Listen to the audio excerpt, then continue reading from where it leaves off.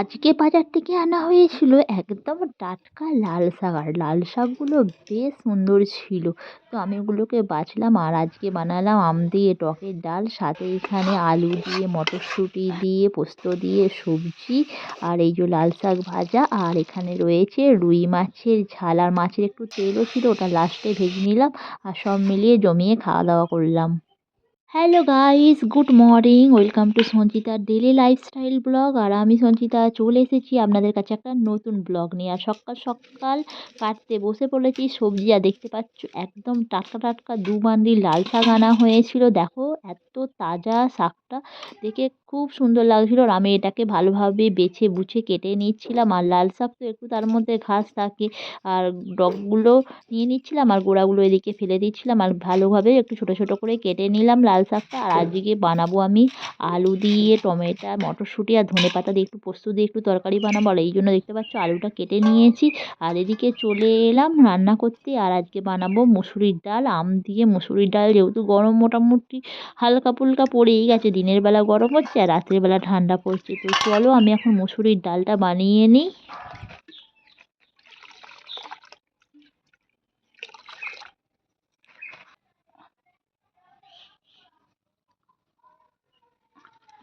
তো এদিকে মুসুরির ডালটা সিদ্ধ হয়ে গেছে, আর আমি এবার সিদ্ধ যেহেতু হয়েই গেছে তো আমটা দিয়ে দিলাম।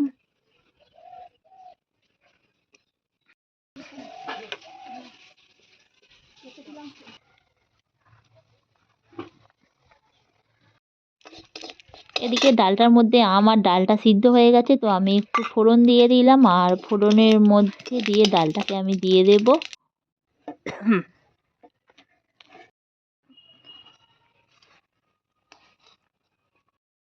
তো আম দিয়ে আমার টক ডালটা হয়ে গেছে, আর এবার এটাকে নামিয়ে নিলাম।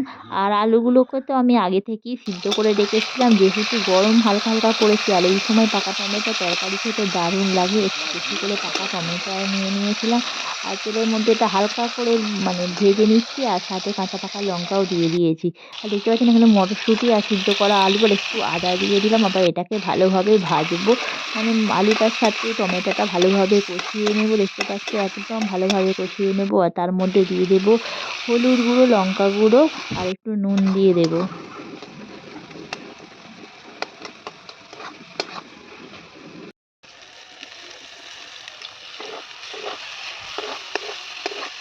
আর তাতে দিয়ে দিলাম বেশ একটু ধনেপাতা কুচি, আর লাস্টে 1 চামচ দেখো গোটা পোস্ত দিয়ে দিলাম। এতে তরকারির স্বাদটা খেতে বেশ দারুণ হ্যাঁ, লাগে। আর দেখো রোদ্দুর প্রচুর কালারটা চড়া। দারুণ হয়েছে, জাস্ট ভাতের সাথে জমে যাবে। আমার তো বেশ দারুণ লাগে খেতে। আর এখানে কড়ার মধ্যে দেখো তেল দিয়ে দিয়েছি, একটু রসুন দিয়ে দিচ্ছি, আর কাঁচা পাকা লঙ্কা দিয়ে দিচ্ছি। তো লাল শাকটা এবার ভেজে নেব।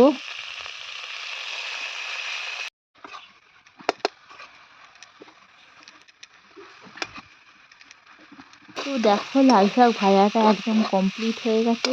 মোটামুটি অনেকক্ষণ জল ঝরিয়ে রেখে দিয়েছিলাম, আর বেশ শুকনো শুকনো লাল শাক ভাজাটা হয়েছে, খেতেও বেশ দারুণ হয়েছিল।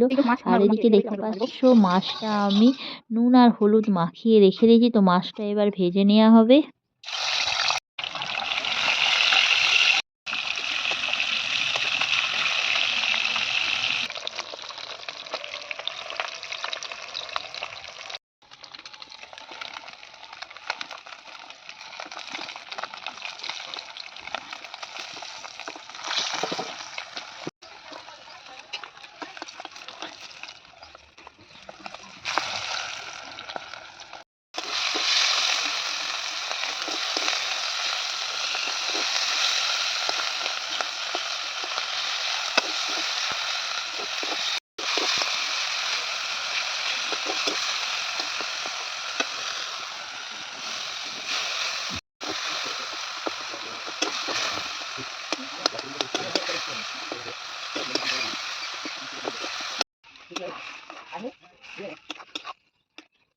তো এদিকে দেখো মাছের ঝাল একদম রেডি হয়ে গেছে।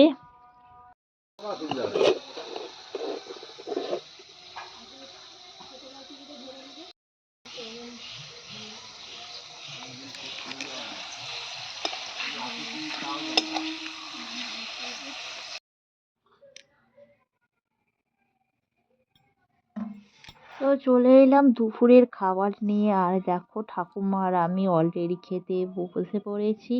আর এই যে প্রথমে আমি খাচ্ছি মাছের তেল, আর মাছের তেল দিয়ে ভাত খেতে বেশ দারুণ লাগে। আর তোমরা কারা কারা মাছের তেল খেতে ভালোবাসো একটু কমেন্ট করে জানিও। আমার তো খেতে জাস্ট দারুণ লাগে, মনে হয় সমস্ত ভাতগুলি মাছের তেল দিয়ে খাই। আর মাছের তেল তেতো না থাকলে তো আরও মজা লাগে খেতে। আর এদিকে দেখো মাছের তেল দিয়ে আর লাল শাক ভাজা দিয়ে ভাতটা খেলাম। আর তারপরেই হয়েছিল আম দিয়ে টকের ডাল, আর আম দিয়ে টকের ডালের সাথে আলু টমেটো পোস্তর সাথে তরকারিটা মেখে খাচ্ছিলাম মাছ দিয়ে। তো দারুণ লাগছিল খেতে। তো কেমন লাগলো ভিডিওটি কমেন্ট করে জানিও। সবাই ভালো থেকো, টাটা।